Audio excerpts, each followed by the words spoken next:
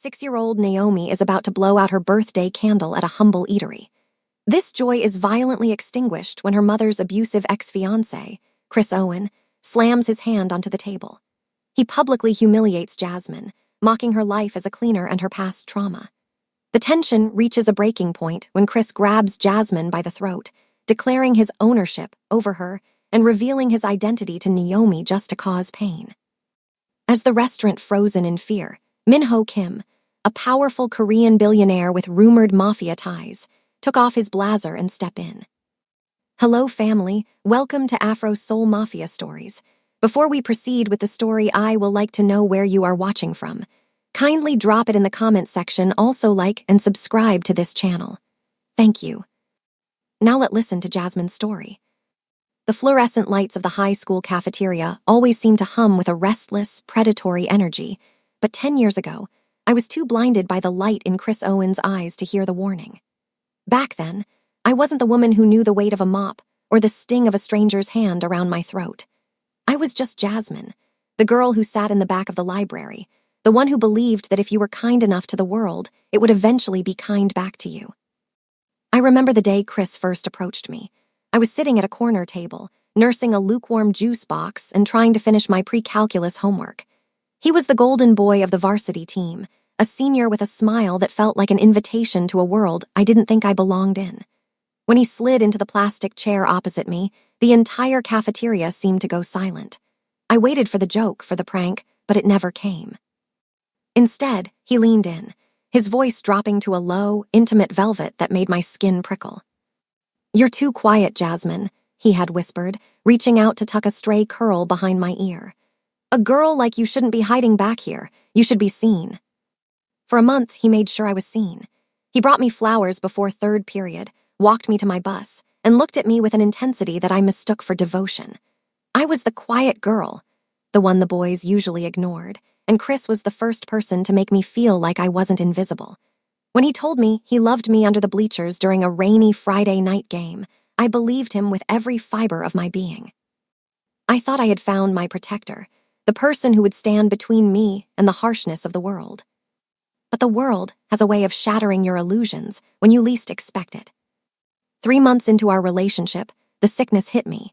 It was a dizzying morning after morning nausea that I tried to hide, but the truth was growing inside me. When I finally found the courage to tell him, trembling in the hallway between classes, Chris didn't pull me into his arms. He didn't promise we would figure it out. He just looked at me with a cold, detached curiosity, as if I were a science experiment that had finally reached its conclusion.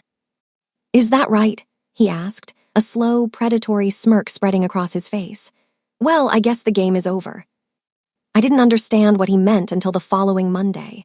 I walked into the cafeteria, my stomach churning with a mix of morning sickness and a growing sense of dread. As I passed the senior table, I heard the laughter. It wasn't the usual teenage boisterousness.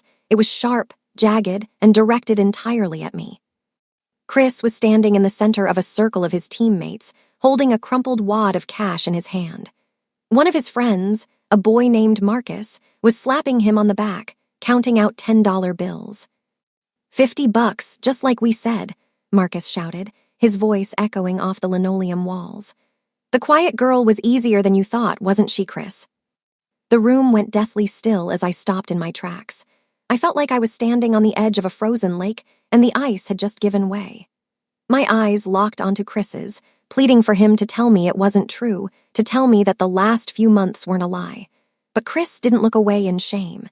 He held up the $50 and gave me a mocking salute. "She really thought I liked her," Chris told the crowd, his voice booming with a cruel, performative authority. "She actually thought a guy like me would want a girl like her for anything more than a prank. Thanks for the payout, Jasmine. You were worth every penny." The humiliation was a physical blow. It started in my chest and radiated outward until my hands were shaking so hard I dropped my books. The sound of them hitting the floor was like a gavel coming down on my future. I looked around the room and saw a sea of faces, some laughing, some looking away in pity, but no one stepping forward. I was the joke of the year, the girl who had traded her dignity for a lie. I didn't scream. I didn't fight. I just turned and ran. I ran past the lockers, past the classrooms where I had dreamt of a different life, and out into the cold parking lot. I didn't stop until I reached the bus stop, the tears finally blurring my vision so much I could barely see the road. That was the day I stopped being a student. The school became a haunted house I couldn't bear to enter again. The whispers followed me even when I stayed home, the social media posts blooming like rot until I deleted everything. My parents, already struggling, couldn't look at me without seeing the disappointment of a life cut short. I dropped out that week, trading my graduation cap for a mop and a bucket. The girl who loved pre-calculus was gone, buried under the weight of a $50 bet. As I sat in my small, dark bedroom, clutching my stomach and listening to the rain against the window, I made a promise to the life growing inside me. I told Naomi, even before she had a name, that I would never let anyone make her a bet. I would work until my hands bled to make sure she never felt the coldness of a room full of people laughing at her pain. I thought that was the end of the story, that I would live in the shadows forever, paying for my mistake with every floor I scrubbed. I didn't know that 10 years later, in a restaurant filled with the same kind of silence, a man would stand up and show me that some debts are paid in blood, and some women are worth far more than a $50 wager. I didn't know that Min-Ho Kim was watching, and that he was about to turn Chris Owen's world into the same kind of nightmare he had gifted me all those years ago. The transition from being a girl with dreams to a woman with a mission happened in the cold, gray hours of 4 a.m. After I dropped out, the world I once knew shrank until it was the size of a plastic bucket and an industrial-strength mop. My pregnancy wasn't a time of nursery shopping or baby showers. It was a grueling marathon of physical endurance. By the time I was 7 months along, my back was a constant, throbbing ache, and my ankles swelled until they spilled over the edges of my cheap sneakers, but I couldn't afford to stop. I had moved into a depleted building on the edge of the city, a place where the elevator rarely worked and the hallways smelled of damp concrete and broken promises. It was all I could manage on a cleaner's wage, but every night I would lock my door and rest my hands on my protruding belly, whispering to Naomi that we wouldn't be here forever. I took every shift I could find. I scrubbed the toilets of office buildings where women my age were starting their careers, and I mopped the floors of department stores where I couldn't even afford the socks on the mannequins. There's a specific kind of invisibility that comes with wearing a yellow high-visibility vest and holding a broom. People look through you, not at you. They walk over your freshly mopped floors without a glance, leaving muddy footprints that you have to clean up again without a word of complaint. I learned to keep my head down, to let my hair fall over my face, and to find a rhythmic peace in the back-and-forth motion of the scrub brush.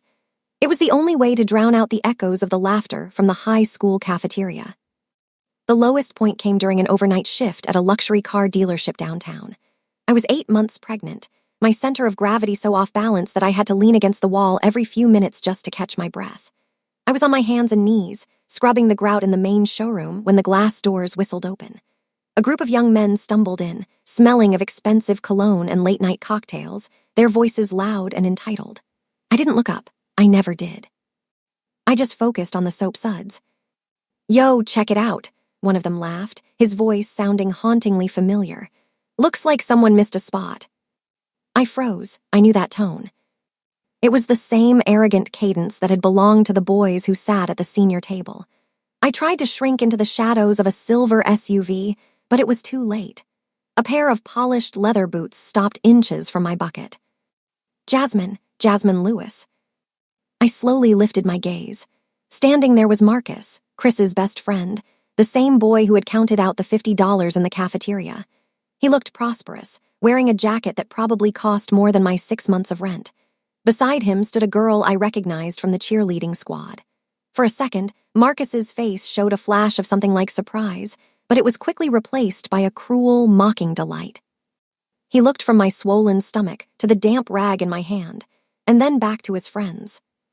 "No way," Marcus snickered, reaching for his phone. "Chris is never going to believe this. He told everyone you probably ended up in some fancy school on a scholarship, but here you are, scrubbing the floors of the cars he's about to buy." The flash of his camera was like a physical strike. I wanted to scream, to throw the bucket at him, to defend the dignity I was trying so hard to keep for my daughter.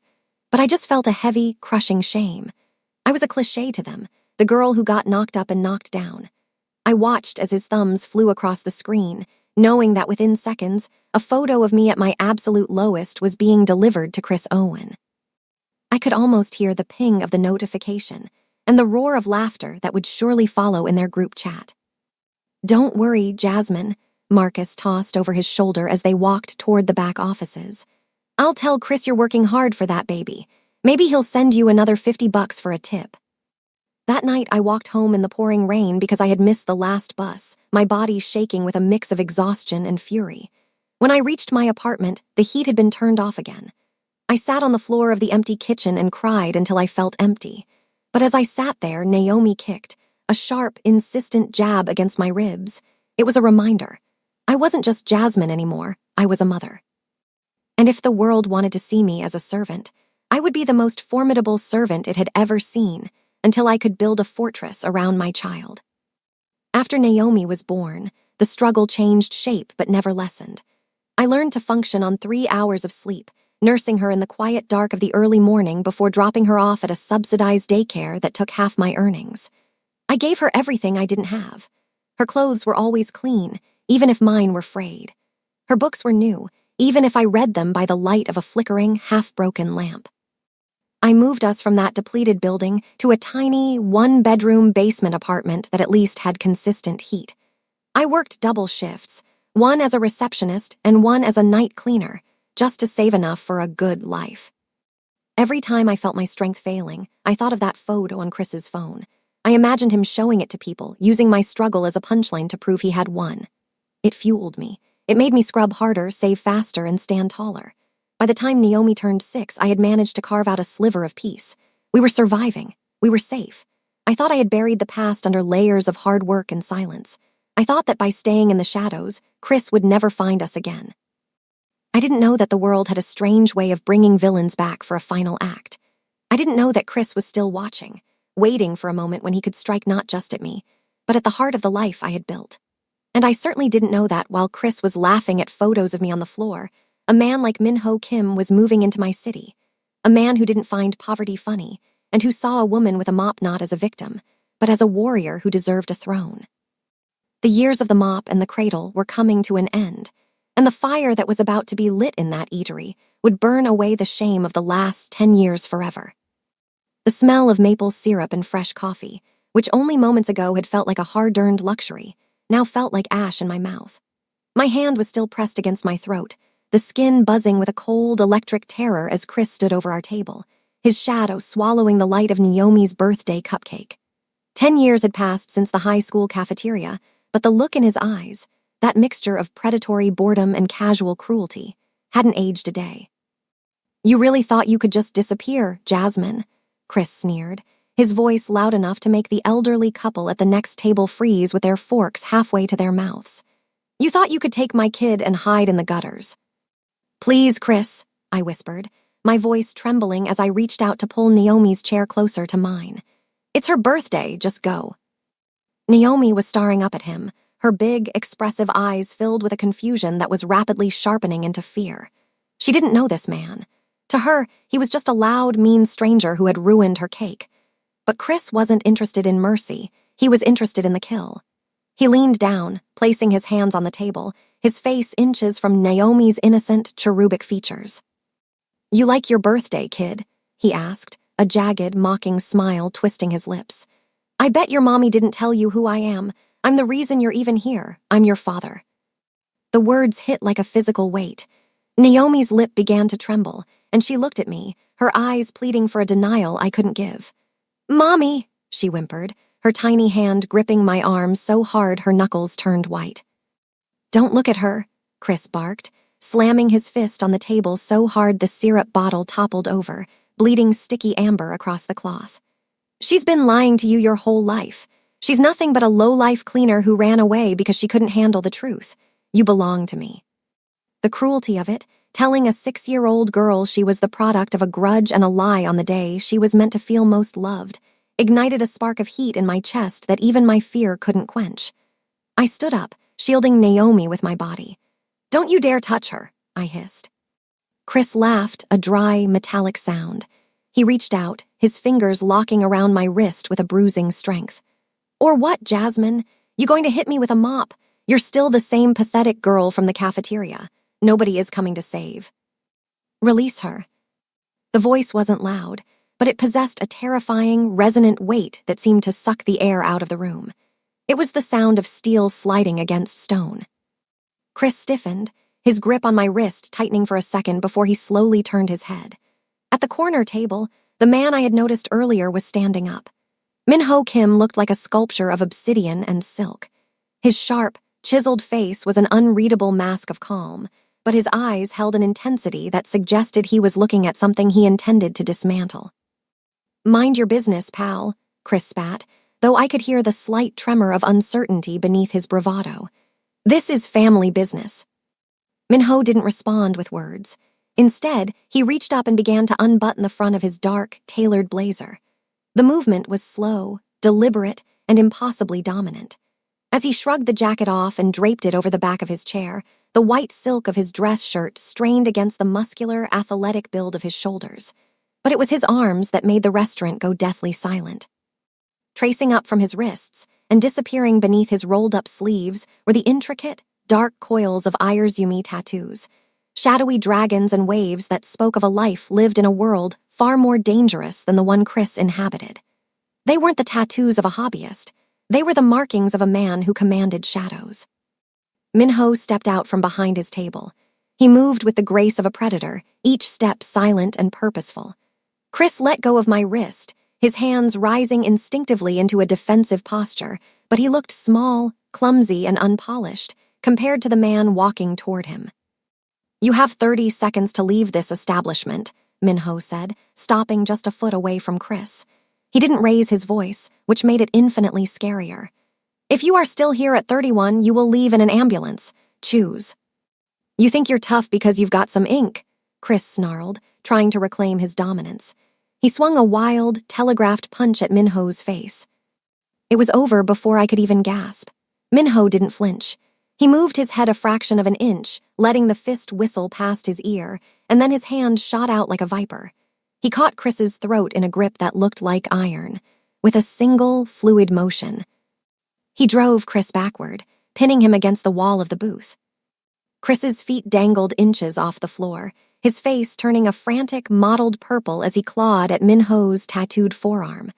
The strength was effortless. Min-ho leaned in, his expression remains as composed as if he were checking his watch. "You speak of bets and lies," Min-ho whispered, his voice carrying to every corner of the silent eatery. "But you are the only lie in this room. You are a coward who hides behind the trauma of a woman and the innocence of a child. In my world, we deal with people like you quite permanently." Min-ho shifted his grip, catching Chris by the collar and the belt, and literally threw him toward the exit. Chris hit the floor near the swinging doors, skidding across the linoleum he had just been mocking me for cleaning. He scrambled to his feet, gasping for air, his eyes wide with a primal, gut-wrenching terror. He didn't look back. He pushed through the doors and sprinted into the parking lot, leaving nothing behind but the stench of his own fear. The restaurant remained frozen. Min-ho didn't look at the crowd. He didn't look at the manager who had stood by and done nothing. He turned toward us. As his eyes landed on Naomi, who was still trembling behind me, the terrifying intensity in his gaze vanished, replaced by a softness so sudden it made my heart ache. He reached back for his blazer, but he didn't put it on. He held it out, draped over his arm, and bowed slightly, a gesture of profound, old-world respect. "I apologize for the disturbance," he said, looking directly at me. For the first time, I saw the man behind the boss, a man who looked like he knew exactly what it felt like to lose everything, and exactly what it took to protect what remained. "Your daughter's birthday deserves more than the shadow of a ghost." I looked at him, really looked at him, and for the first time in 10 years, the crushing weight of the quiet girl from the cafeteria started to lift. I wasn't just a cleaner, and he wasn't just a stranger. As he reached out a hand to help me steady the toppled syrup bottle, I realized that the bet Chris had won all those years ago had just been called in. And the man standing in front of me was about to raise the stakes higher than I ever dreamed possible. The ride away from the eatery was unlike any experience I had ever known. The interior of Min-ho's car was a sanctuary of silent, charcoal leather and the faint, expensive scent of sandalwood.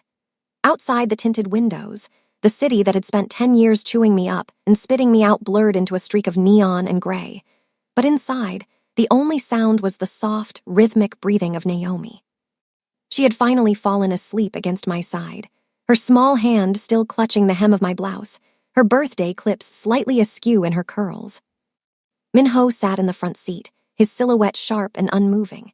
He had put his blazer back on, but the image of the tattoos winding up his arms remained burned into my mind, a map of a life far more dangerous than the one I had fled.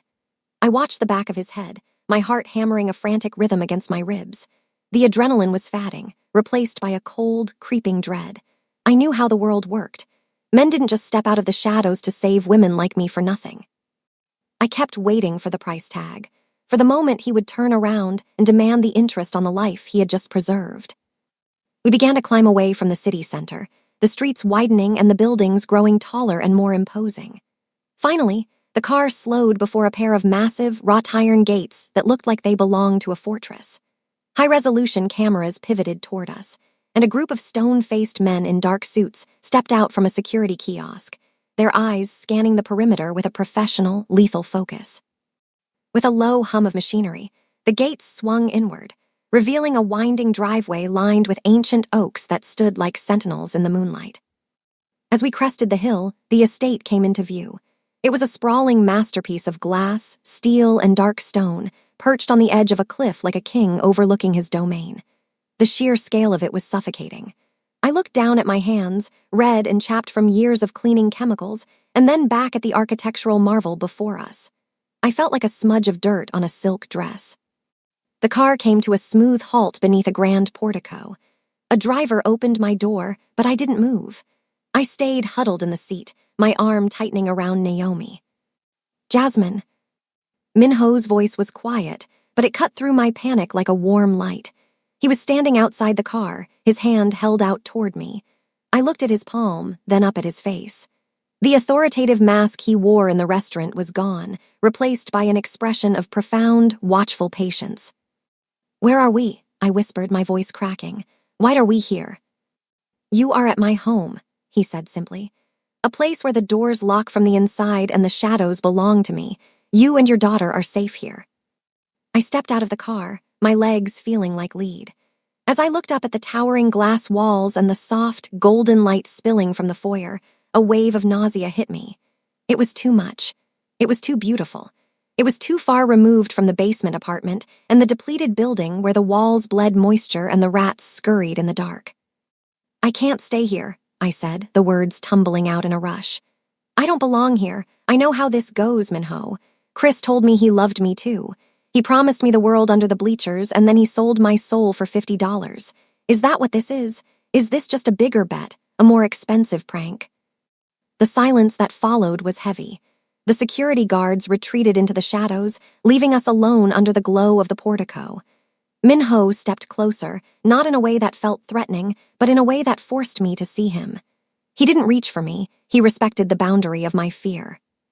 "I do not play games with lives, Jasmine," he said, his voice dropping to a low, resonant frequency.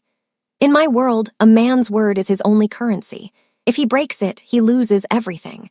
I did not step into that restaurant to win a wager.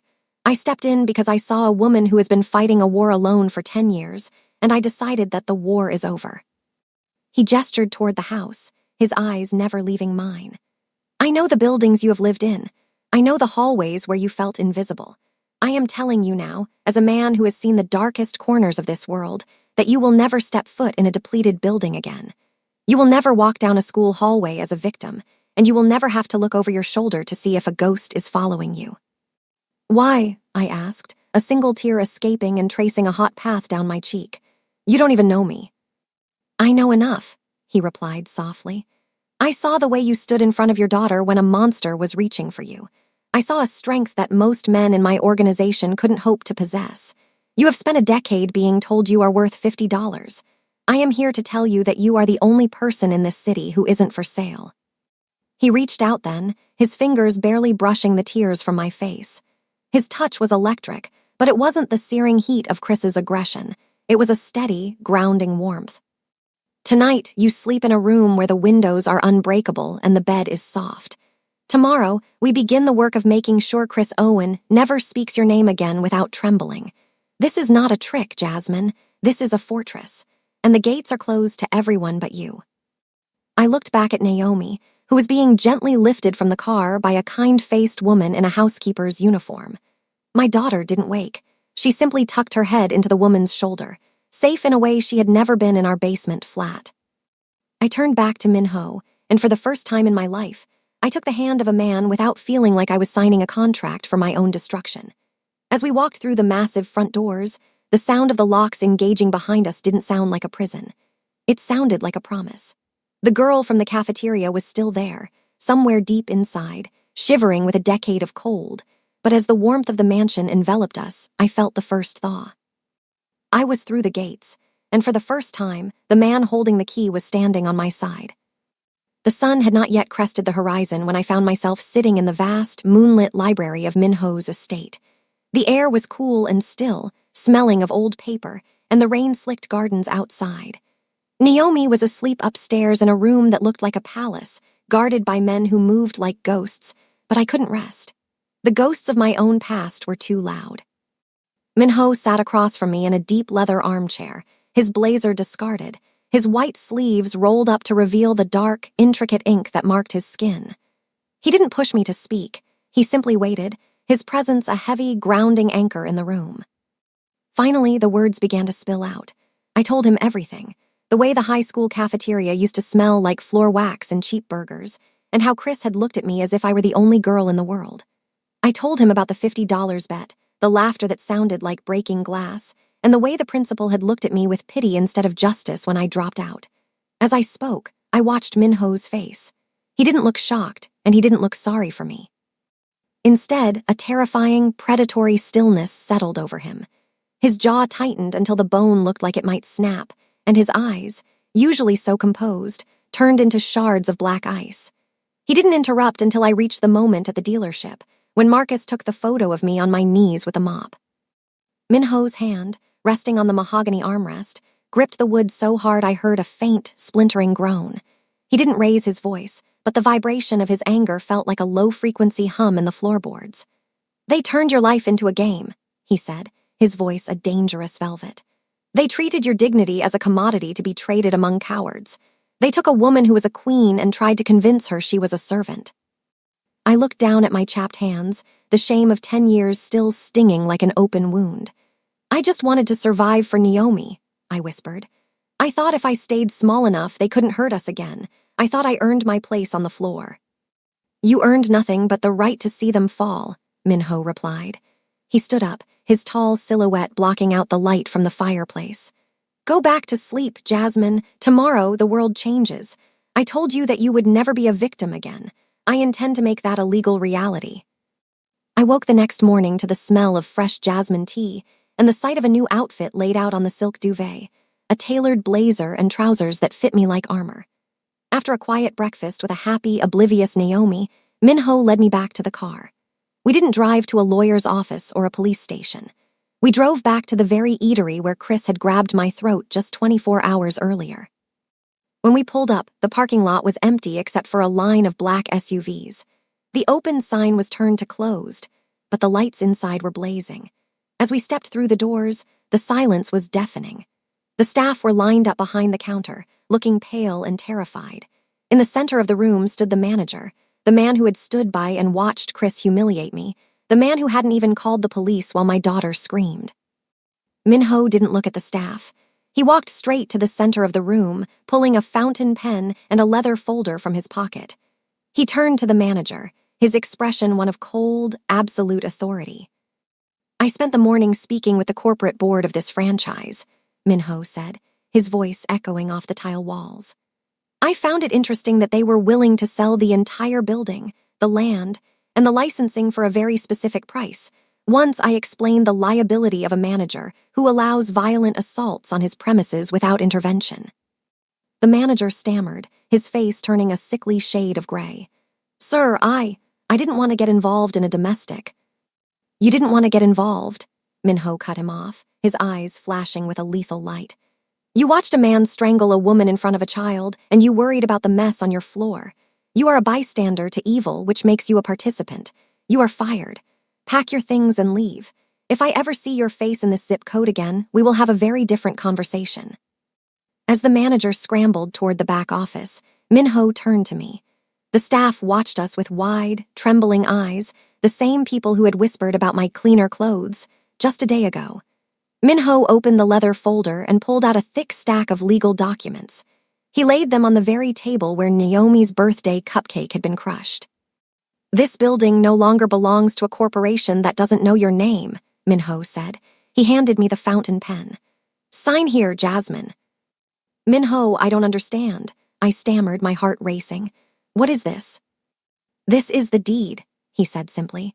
"This restaurant, the land it sits on, and every person employed here now belongs to you. You were mocked here for being a servant. From this moment on, you are the boss. You decide who stays, who goes, and who is allowed through these doors. You will never have to count coins for a tip again because you own the house." I looked at the papers, my vision blurring with hot, sudden tears. The weight of the pen felt like a mountain in my hand. I looked at the table, then at the staff, and then at Minho. He wasn't looking at me with the pity I had received in high school. He was looking at me with a profound, unwavering respect, the look of a man who had recognized a fellow warrior and was giving her the fortress she deserved. I signed my name. Each stroke of the pen felt like a link of a chain snapping. When I finished, Minho took the folder and handed me a set of keys. "The next time Chris Owen thinks about coming here," Minho whispered, leaning close so only I could hear, "he won't be entering a public space. He will be trespassing on your property, and I have already ensured that my security detail will be the ones responding to the alarm." I walked to the front door and flipped the sign from closed to open. But this time, I wasn't the woman waiting for a table or hopping for a job. I was Jasmine Lewis, owner and survivor. As I looked out at the street, I realized that Minho hadn't just bought me a business. He had bought back the 10 years Chris had stolen. The $50 bet was finally, officially, bankrupt. And for the first time in a decade, I wasn't afraid to breathe.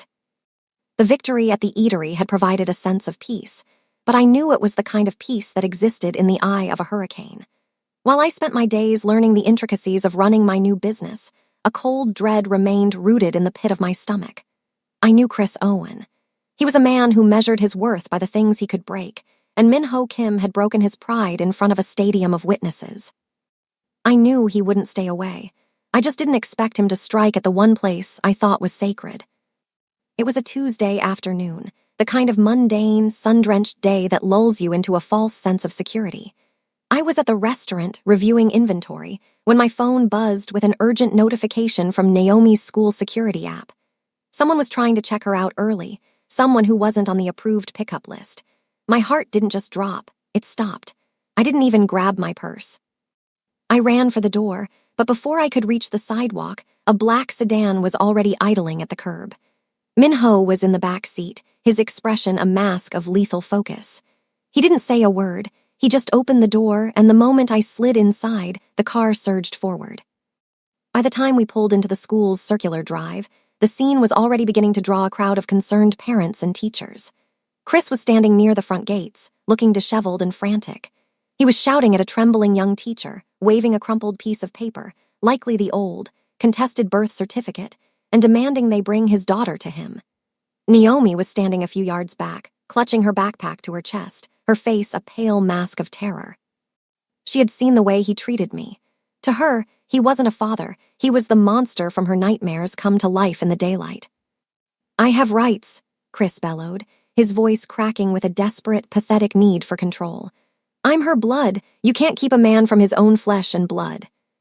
The car hadn't even fully stopped before Minho was out. This time, he wasn't alone. 3 other black SUVs pulled in behind us, forming a silent, impenetrable wall of steel between Chris and the school entrance. A dozen men in dark suits stepped out in perfect unison, their presence turning the schoolyard into a fortress. Chris spun around, his eyes widening as he saw Minho approaching. He tried to puff out his chest, tried to find that old high school bravado, but it withered under Minho's gaze. Minho didn't stop until he was inches away from Chris, his tall, athletic frame casting a long shadow over the smaller man. He didn't reach for a weapon. He didn't even raise his hands. He simply stood there, an immovable mountain of cold authority. "You have mistaken your biology for a privilege," Minho said, his voice a low, terrifying rumble that silenced the crowd. "A father is not the man who wins a bet. A father is the man who stays to build the world his child dreams of. You did not stay. You ran, and you will not take another step toward her." "You can't do this," Chris shrieked, looking around for someone to support him, but the onlookers were moving away, repelled by his toxic energy. "I'm her dad." Minho leaned in, his voice dropping so low it was almost a whisper, yet it carried the weight of a death sentence. "If you ever mention your name and hers in the same breath again, I will ensure that the legal system is the least of your worries. My men are now stationed at every exit. You are trespassing on a peace you do not deserve. Leave, now." As the security detail stepped forward, Chris realized the game was truly over. He scrambled back toward his rusted car, his dignity not just gone, but incinerated.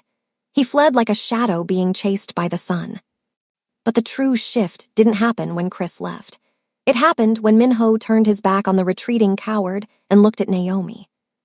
I watched from the sidelines, my breath caught in my throat. I expected him to remain the stoic boss, the protector who worked from the shadows. Instead, Minho did something I had never seen a man do. He knelt. He got down on his knees in the dirt of the schoolyard, bringing himself eye level with my terrified daughter. He didn't reach out to grab her. He waited for her to come to him. He held out his hand, palm up, in a gesture of absolute vulnerability. The tattoos on his wrists were visible, but they didn't look like symbols of violence anymore. They looked like a shield. "Naomi," he said, and his voice was so gentle it made my eyes sting. "The bad man is gone. He will never come back to your school or your home or your dreams. I have given my word." Naomi took a small, trembling step forward.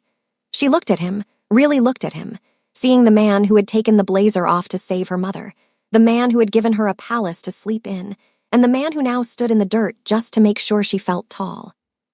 "Are you going to stay?" she whispered, her voice tiny and hopeful. Minho's expression softened into a smile that was so genuine, so full of an unexpected warmth, that it transformed his sharp features. "As long as you want me to be there, I will be the wall that nothing can cross."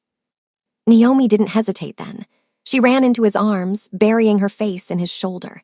Minho gathered her up, holding her with a careful, reverent strength, as if he were carrying something far more precious than his entire empire.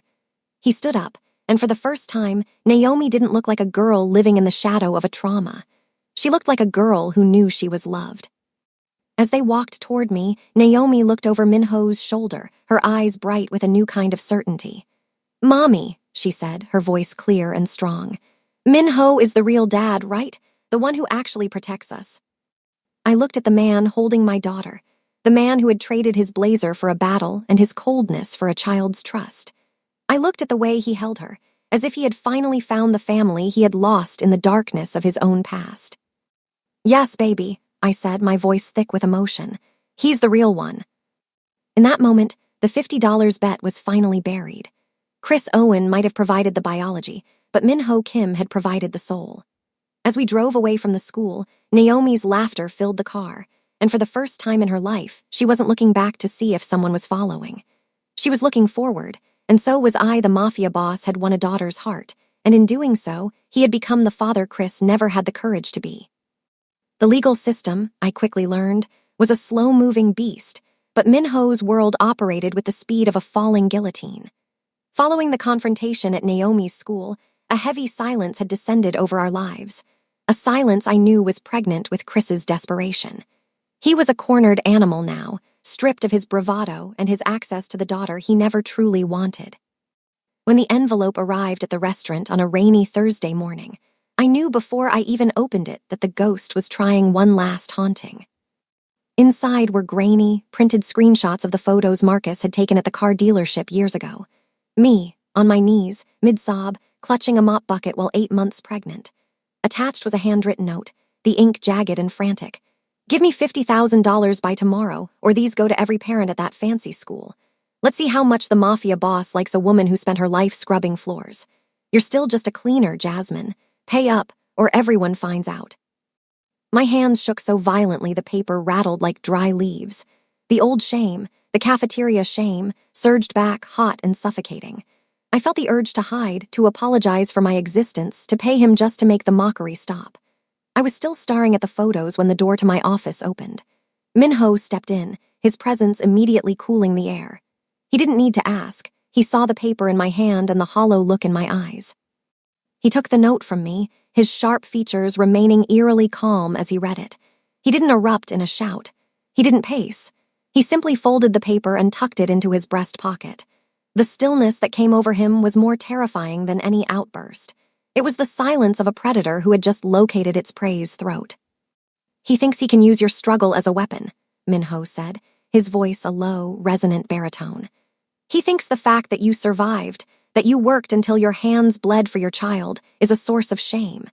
He is about to learn that in my world there is no greater sin than threatening what belongs to me."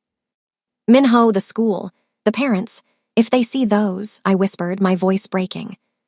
"They will see a warrior," Minho replied, leaning down to catch my gaze. "But they will never see those photos. Chris Owen believes he is playing a game of leverage. He does not realize that I own the lever, the ground he stands on, and the air he is currently breathing." Minho didn't call a lawyer. He didn't file for a restraining order that Chris would only ignore.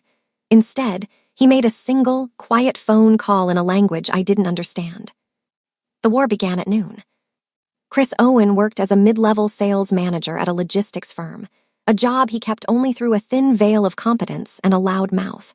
By 1:00 p.m., an anonymous tip, backed by a digital trail of untraceable evidence, reached his CEO.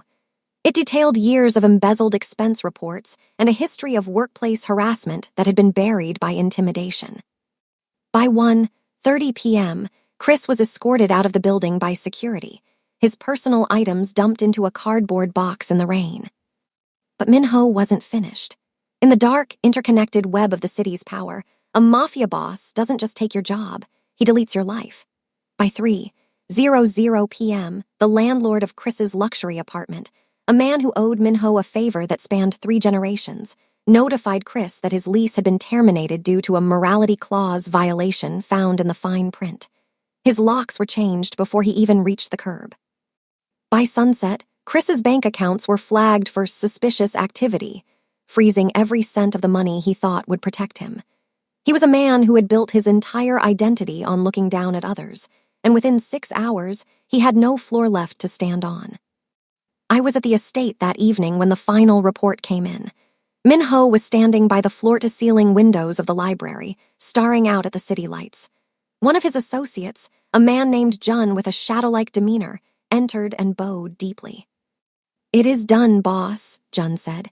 He attempted to check into a hotel. His cards were declined. He is currently sitting in his car in a parking lot. We have the original digital files and the phone. There are no copies. Jun handed a small, silver thumb drive to Minho. Minho turned to me, holding it out. "The only record of your pain is now in your hands, Jasmine. You can destroy it, or you can keep it as a reminder of how far you've climbed. But no one else will ever see it." I took the drive, the weight of it feeling like the final stone being removed from my chest. "What happens to him now?" I asked. Minho stepped closer, his thumb tracing the line of my jaw with a tenderness that defied the ruthlessness he had just unleashed. "He will learn what it feels like to be invisible. He will learn what it feels like to have the world walk past you while you sit on the cold ground. He wanted to shame you for being a cleaner. Now he will find out that he isn't even fit to wash the floors you walk on." I realized then that Minho hadn't used a single legal document. He had used the shadows. He had dismantled a man's existence without ever leaving his home. It was a terrifying display of power, but as I looked into Minho's eyes, I didn't feel afraid. For 10 years, the law had been a suggestion that Chris Owen ignored. Minho's will, however, was a law that could not be broken. "The blackmail is over, Jasmine," Minho whispered. "He has nothing left to threaten you with. He is a ghost now, wandering a city that no longer recognizes him." I looked at the thumb drive and then at the fireplace. I walked over and tossed the drive into the heart of the flames. I watched the plastic melt and the digital ghost of my shame turn into ash. I wasn't just a cleaner. I wasn't just a single mom. I was a woman who was loved by a man who would burn the world down just to keep her name clean. The legal war was won, but the true victory was the silence that followed, a silence that finally belonged to me. The following weeks were a blur of quiet healing and strange, beautiful stability. The restaurant was thriving under my new management, and for the first time in a decade, I wasn't waking up to the sound of an alarm clock that felt like a threat. But as the external storm settled, an internal one began to brew. I still felt like a guest in Minho's life, a charity case he had scooped up from the floor of an eatery. I was waiting for the moment he would realize I was just a girl who had been broken by a $50 bet, and that the queen he saw was just a facade built from his own generosity. One evening, after Naomi had been tucked into her silk sheets, Minho invited me to the rooftop terrace. The city stretched out below us, a carpet of shimmering lights that seemed small and manageable from this height. Minho was standing by the glass railing, his blazer off, his sleeves rolled up to reveal the tattoos that I now knew were symbols of loyalty, not just violence. He looked out at the horizon with a heavy, contemplative silence. "You've been quiet today, Jasmine," he said, not turning around, yet perfectly aware of my presence. "Your mind is back in the basement apartment. Why?" I stepped up beside him, the cool night air biting at my skin. "I'm just waiting for the other shoe to drop, Minho. I look at this house, I look at the restaurant you gave me, and I feel like I'm living someone else's life. I'm just a woman you rescued. I don't know how to be the person who belongs here." Minho turned then, his sharp features softened by the amber glow of the terrace lights. "You think this is a rescue mission? You think I brought you here because I felt sorry for you?" "Didn't you?" I asked, my voice a mere whisper. "I was being strangled in public. You saved me." Minho stepped closer, his shadow falling over me, grounding me. "I saved you from a physical hand, yes, but I did not bring you into my home out of pity. I brought you here because I recognized something in you that I haven't seen in years, something I lost." He looked away for a moment, his gaze turning inward, toward a darkness I hadn't yet fully understood. 12 years ago, I wasn't the man you see now. I was younger, arrogant, and I thought my wealth could protect anything. I had a wife and a daughter. Their names were Hannah and Sarah. The air in my lungs seemed to catch. I had suspected he carried a ghost, but hearing their names made the grief tangible. "They were taken by people who wanted to send me a message," Minho continued, his voice dropping to a low, jagged rasp. "People like Chris Owen, but with more power and less conscience. They thought they could break me by breaking them, and for a long time they were right. I spent years in a cold, hollow shell of a life, believing that strength was only about how much pain you could inflict on others." He turned back to me, his eyes searching mine with a desperate, raw honesty. "When I saw you in that restaurant, Jasmine, I didn't see a victim. I saw a woman who had been hit by every wave the world could throw at her for 10 years, poverty, mockery, betrayal, and loneliness. And yet you were still standing. You were still fighting for your child. You didn't become bitter, you became a fortress. I saw a strength in you that survived a decade of silence, while mine was nearly destroyed in a single night." He reached out, his hand cupping my face with a reverence that made my heart ache. "I am not offering you a place in my life because you need saving. I am offering it because I need your strength. I have spent my life surrounding myself with men who follow orders, but I have never met someone who survived the world with nothing but her own 2 hands and a mother's love. That is not a cleaner, Jasmine. That is a queen." Minho reached into his pocket and pulled out a small, velvet box. He didn't drop to one knee. He stood tall, looking at me as an equal, a fellow soldier who had survived a different kind of war. "I don't want to be your savior," he said, opening the box to reveal a ring that held a diamond as clear and deep as a mountain spring. "I want to be your partner.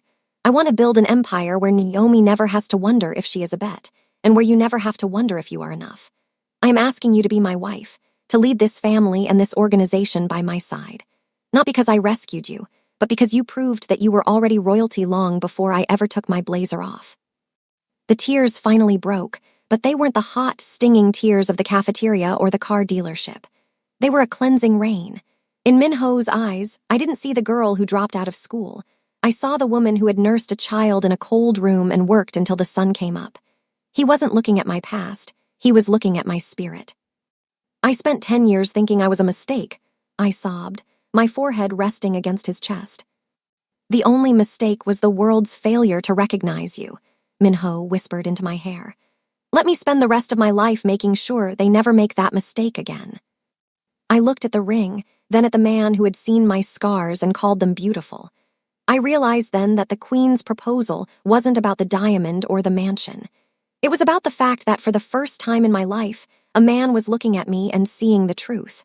I wasn't being saved, I was being found. Yes, I breathed, the word a vow that echoed across the quiet terrace. Yes, Minho.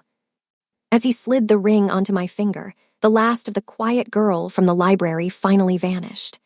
The Mafia boss had found his match, and I had found my throne. The bet was over, and the real life was finally, officially, beginning.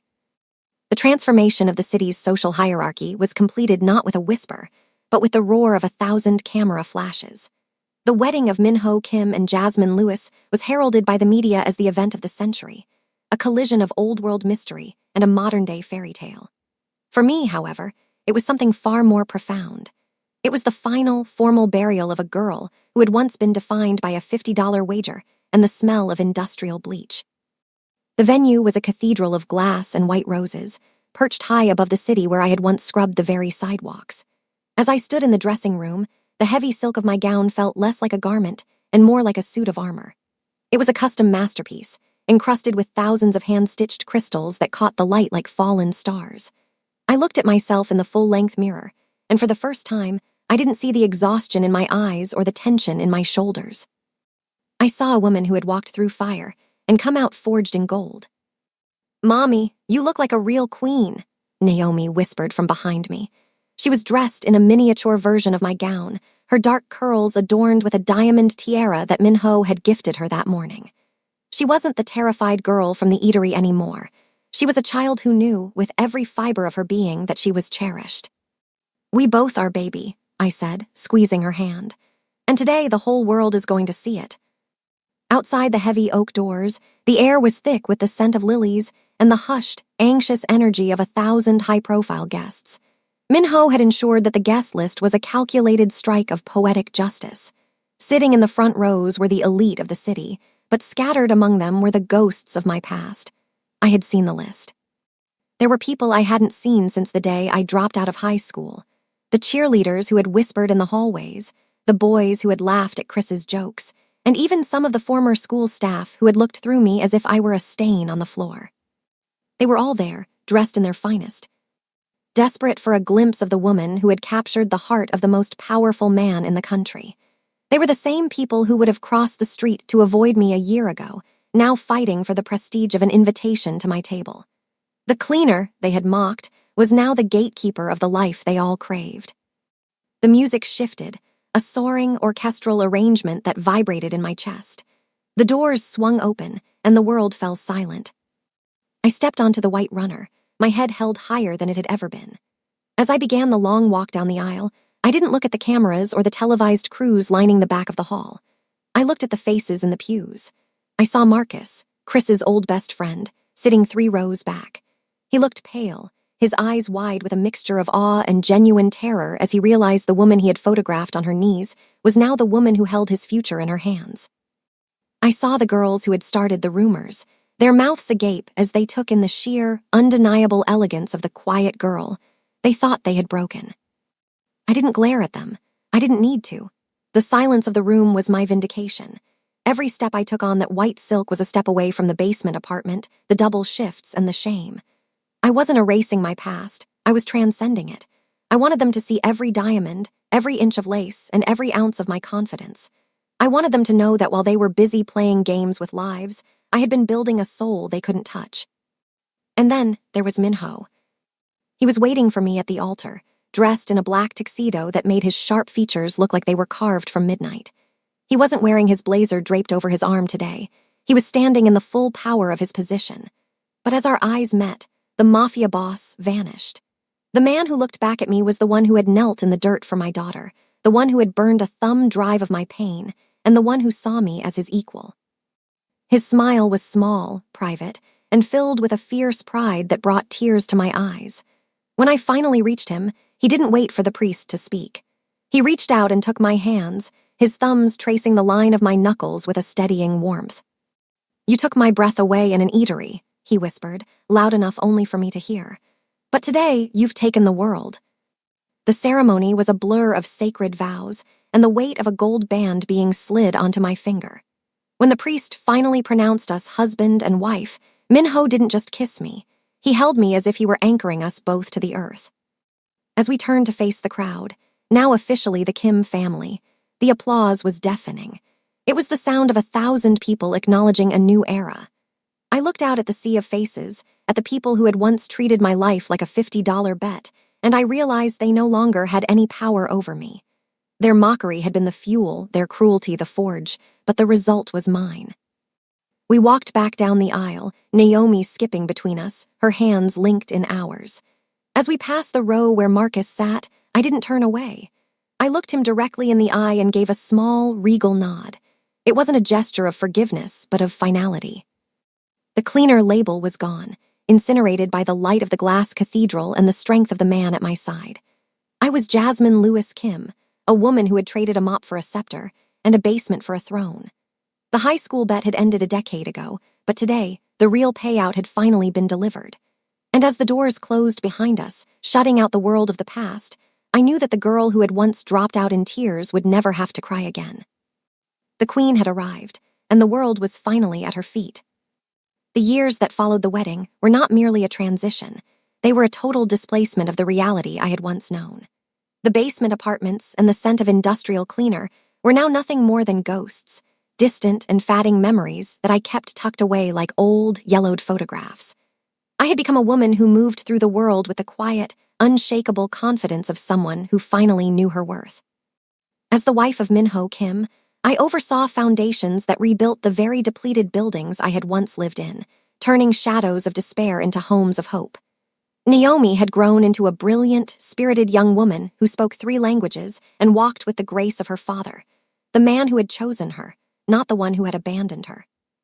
Life had become a tapestry of light, but justice, I realized, is a dish best served with the cold clarity of time. It was a brisk Tuesday evening in late autumn. I was leaving the city's Grand Library after hosting a gala for my literacy foundation. The air was sharp with the coming winter, and the sidewalk was a mosaic of fallen leaves and city lights. I was dressed in a floor-length coat of midnight cashmere, my hand resting on Minho's arm as we walked toward the waiting motorcade. The security detail moved in a silent, professional perimeter around us, their eyes scanning the shadows I no longer feared.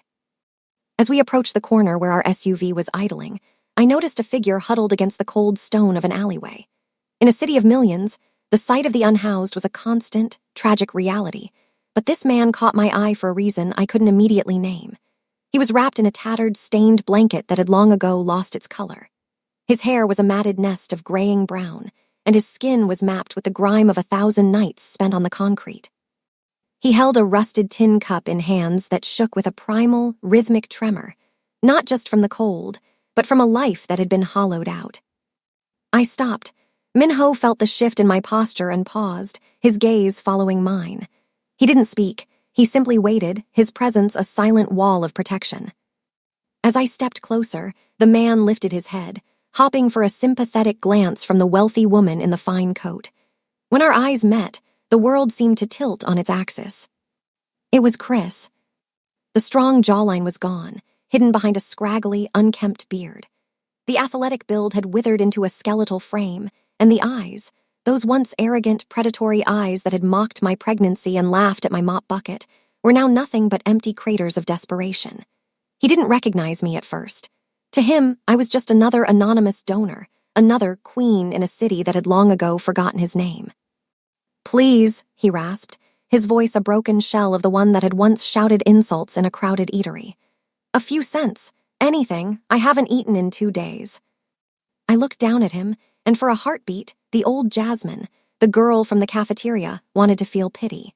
But then I remembered the way Naomi had screamed when he grabbed my throat. I remembered the $50 bet. I remembered the years he spent laughing while I scrubbed floors to keep my daughter alive. "Do you know who I am, Chris?" I asked, my voice calm and clear as a bell in the winter air. He squinted, the fog of hunger and hardship clouding his mind. Then, slowly, his eyes traveled from my face to the diamond wedding band on my finger, and finally to the man standing behind me, the man who had once taken off his blazer to dismantle Chris's entire world. A flash of pure, unadulterated terror crossed his face. He began to tremble so violently the tin cup rattled against the pavement. "Jasmine," he whispered, his voice cracking. "Jasmine, please, I didn't know. I didn't mean. Look at me. I have nothing." "You have exactly what you earned," I said. I reached into my silk-lined pocket and pulled out my purse. I didn't reach for $100 bill or a wad of cash. I searched until my fingers found a single, solitary coin, a 50-cent piece. I leaned down, the scent of my expensive perfume clashing with the stench of his decay. I dropped the coin into his cup. The clink of the metal against the tin sounded like a final gavel. "What is this?" he whimpered, looking at the small coin as if it were a joke. "It's the payout, Chris," I told him, my voice devoid of anger, filled only with a cold, final truth. "It's the exact amount of the bet you made on my life in high school, adjusted for the man you've become." He looked at the coin, then back at me, his eyes filling with a pathetic, watery regret. "Jasmine, please. I'm starving. I'm dying out here." "Keep the change," I said, turning away from him and stepping toward the car. "You already sold your soul for it 10 years ago. It's only fair you finally get to spend it." I felt Minho's hand on the small of my back, guiding me into the warmth of the SUV. As the door closed with a heavy, expensive thud, I looked out the tinted window one last time. Chris was still sitting there, clutching the 50-cent coin, as if it were the only thing keeping him anchored to the earth. He was a ghost in a city that belonged to the woman he had tried to break. The motorcade pulled away, merging into the stream of lights. I leaned my head back against the leather seat and closed my eyes. The final karma wasn't that he was poor or that I was rich. It was that I no longer felt anything for him at all. No hate, no anger, no fear. He was just a stranger with a coin, and I was a woman with a life that he could no longer touch. Minho took my hand, his thumb tracing the ring he had placed there years ago. "Is it finished?" he asked softly. "It's finished," I replied. The bet was settled. The debt was paid. And as we drove into the night toward the home we had built together, I finally let the memory of the cafeteria, the mop, and the quiet girl fade into the darkness where they belonged. I was Jasmine Lewis Kim, and I was finally beautifully free. Jasmine traded her mop for a throne, proving that your past doesn't define your future. If you loved seeing Chris get exactly what he deserved, hit that like button and subscribe for more stories of ultimate karma. Because in a world of bets and cowards, real power is the strength to survive, and a love that protects at all costs.